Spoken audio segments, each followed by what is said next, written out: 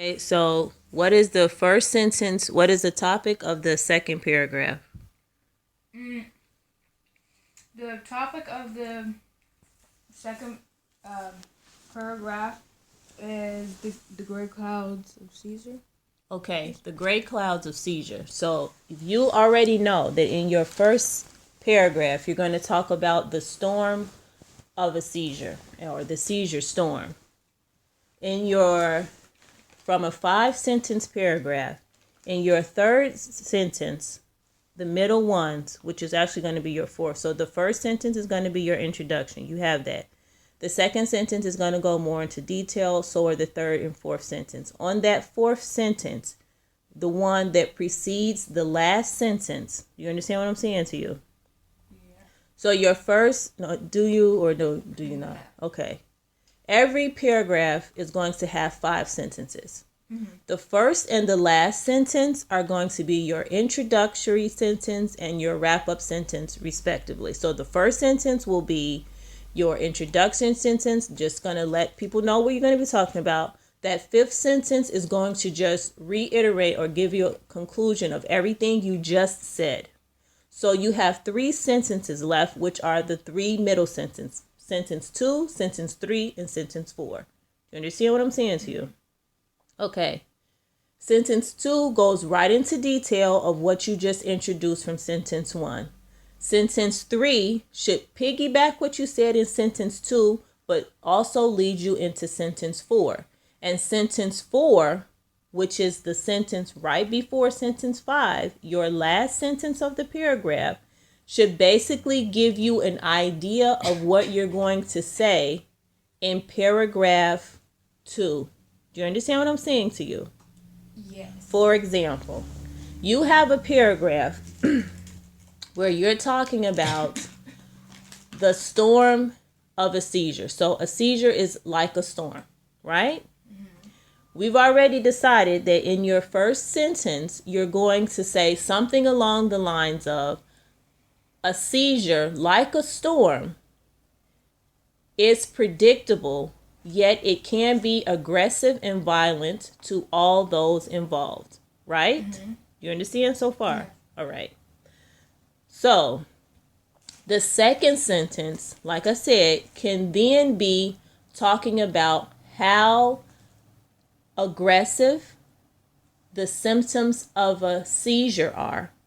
The third sentence can talk about how aggressive the elements of a storm are, you know. And then that fourth sentence, since your second paragraph is going to talk about the clouds of a seizure, what do clouds do? They sometimes thunder a little bit. Okay, but talk about a cloud. When you see a cloud, what do you see? Gray, maybe. Gray. What does gray symbolize? When something is gray, can you see clearly? No. When you have a seizure, do you understand your surroundings? So what could you say? Some seizures. What person do you know that's having a seizure that can see clear? They're on the ground, they're convulsing, they're shaking. Yeah, because sometimes they can be fully conscious. Yes, they are conscious, but can they hold a spoon? Or you understand what I'm saying? So like gray, it's not black, it's not white. They're not completely comatose, but they're not fully in control of their bodily functions either. Yeah. Some of them, pee on themselves. Some of them, have a bowel movement. Do you understand what I'm saying? They know they're having the bowel movement. They know they're shaking, but they can't stop the shaking. So it's like what? It's like that gray in the middle, like a cloud. Yes. Do you understand what I'm saying to you? Yes, I understand. So what you could then say is,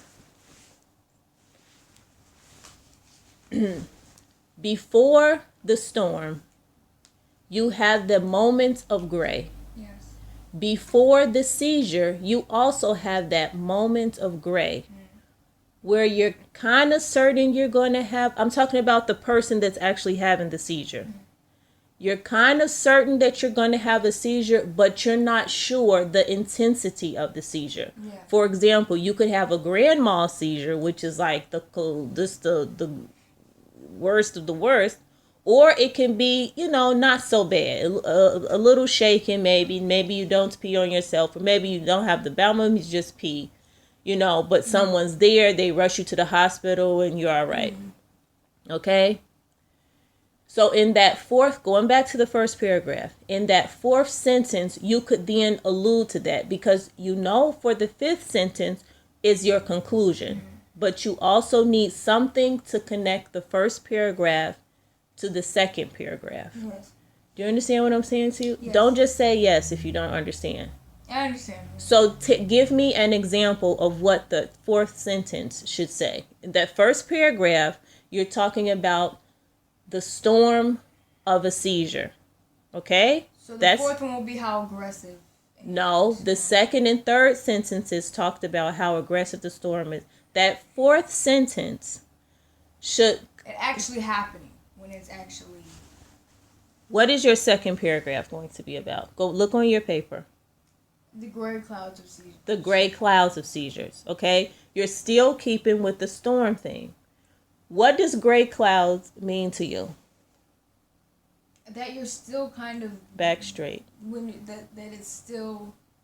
You can, like, if you you see the cloudy in so eyes, and you're kind of sure, but you're not. Right. You're not certain. The outcome is not certain. Like a storm, you're pretty sure maybe it'll rain a little bit, maybe thunder, or maybe you'll get a flood. You're not sure. Yeah. What words could you use to describe that feeling of uncertainty? Because listen to what we said. What does predictable mean to you?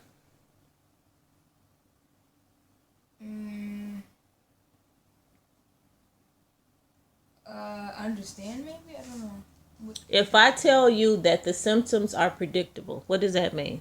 Back straight. Not understanding, like you can't really... Predictable. Do you know what the word predictable? If you don't know, then say. Yeah, I don't. You don't know what predictable means. No, it means like... If you... Like you're not sure about... No. Predictable is like the opposite of uncertain. What we just talked about, right? So if I say to you that the symptoms of a seizure are predictable, and then I say you begin to feel faint, you get a certain taste in your mouth. Yes. So the symptoms of a seizure are predictable. Let me use another example. What if I say to you, remember when you fainted, right? Okay. You hadn't eaten that day, right? Yeah. Okay. So before you fainted, what happened? Oh, well, I felt like I was holding the water and I kind of was like... So you felt weak? Cloudy. You don't have to use the word cloudy just to put in what I'm saying. Just tell what happened and that's it. I felt like weak and about to like energyless. Maybe. So lethargic, low energy. Yeah. Those symptoms are predictable. Yes. Okay, though. I understand. So after no. That's your predictability. The symptoms are the predictability.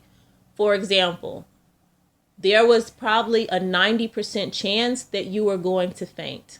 Mm-hmm. You could have predicted that you were going to faint because you felt weak. Mm-hmm. You felt probably dizzy. Yeah. You felt like you had no energy. So the fainting spell was predictable based on your symptoms. Do you understand what I'm saying to you now? Yes. Okay. There was no uncertainty. You're going to pass out. Yeah. Just when are you going to pass out is the question. Do you understand what I'm saying? Because I was trying to get that. The same thing is true with a seizure. Mm-hmm. Now, you can't predict how bad it's going to be or the intensity of it. But you can pretty much predict. That's why a lot of people who have seizures or who have a disorder where seizures are a symptom, they have a dog. because dogs pick up on the chemicals that happen in your body, the chemical reaction that happens in your body. Dogs can sense that. Yes. The same thing like we talked about with the storm. Dogs have some kind of sense. I don't know because I'm not a dog, contrary to popular belief. Because they can smell it. Okay. Yes. You could use that, like I told you. Talk about the predictability. So in the first sentence, you're talking about how predictable a seizure is, right? Yes. But let's go back to the paragraph, bring it all together. In that second paragraph, you're talking about the uncertainty of a seizure. Yes. So what is predictability in relationship to uncertainty?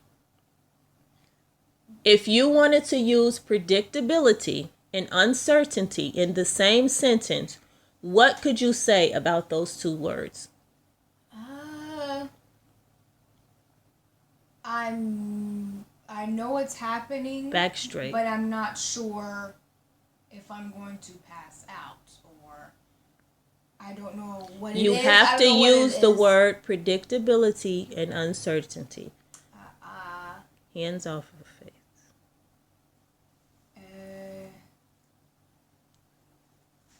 It is predictable. What is predictable? Like the opposite of.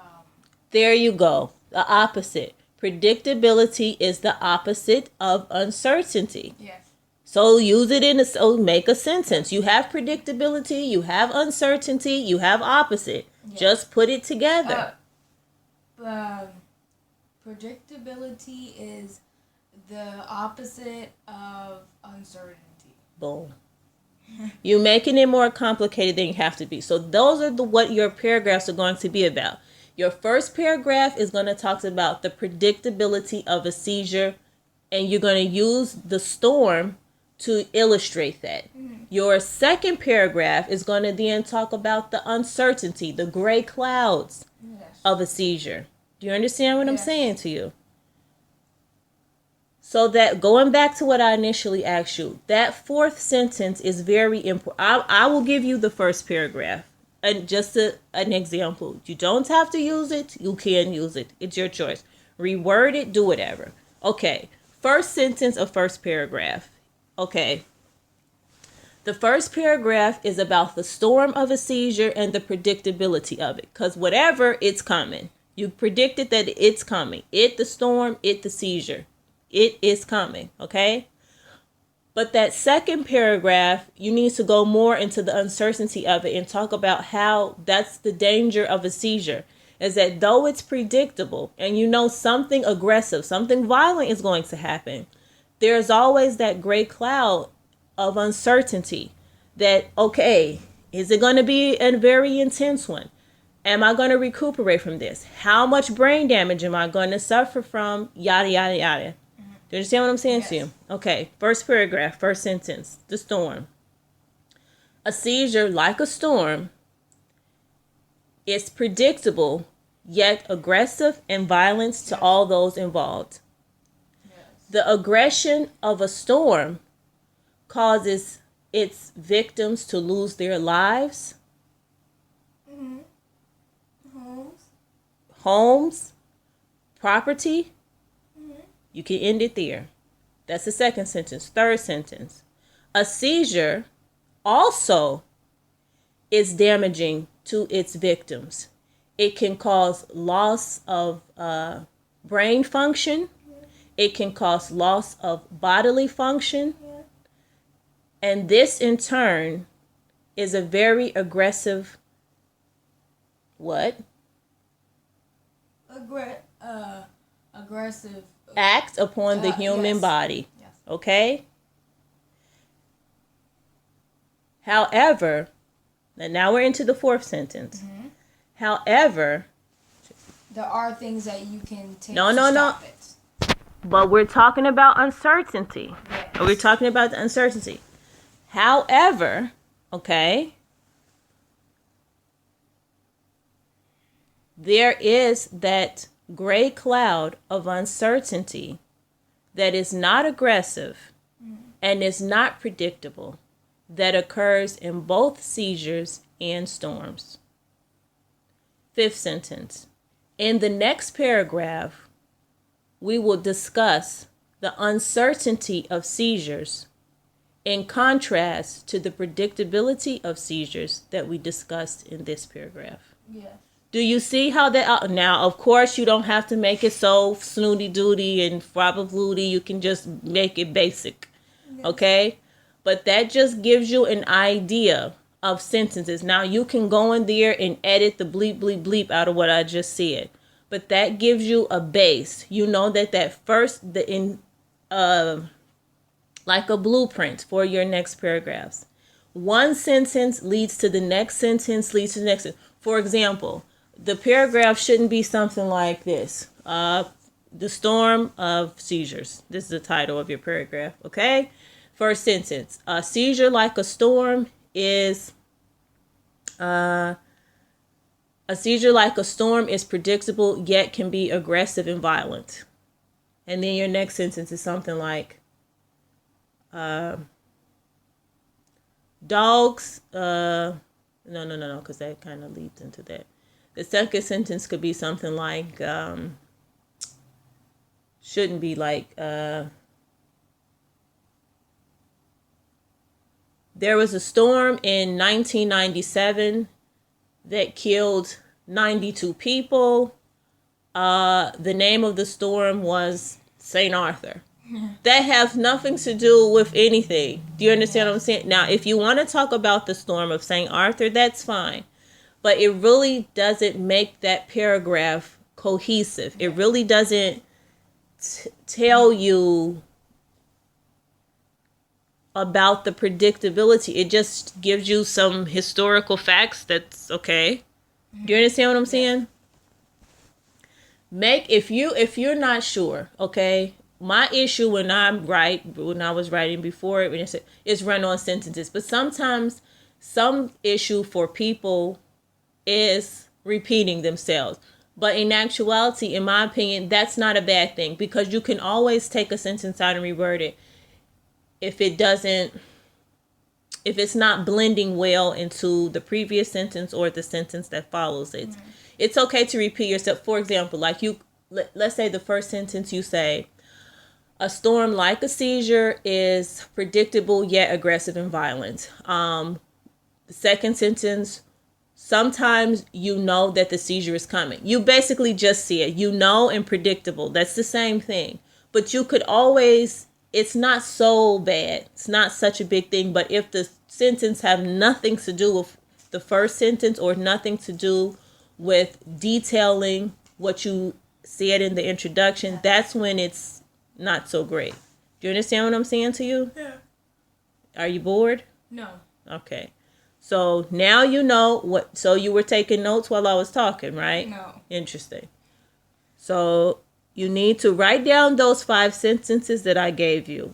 Don't use them word for word, but use them as a basis for your paragraphs in your second and third.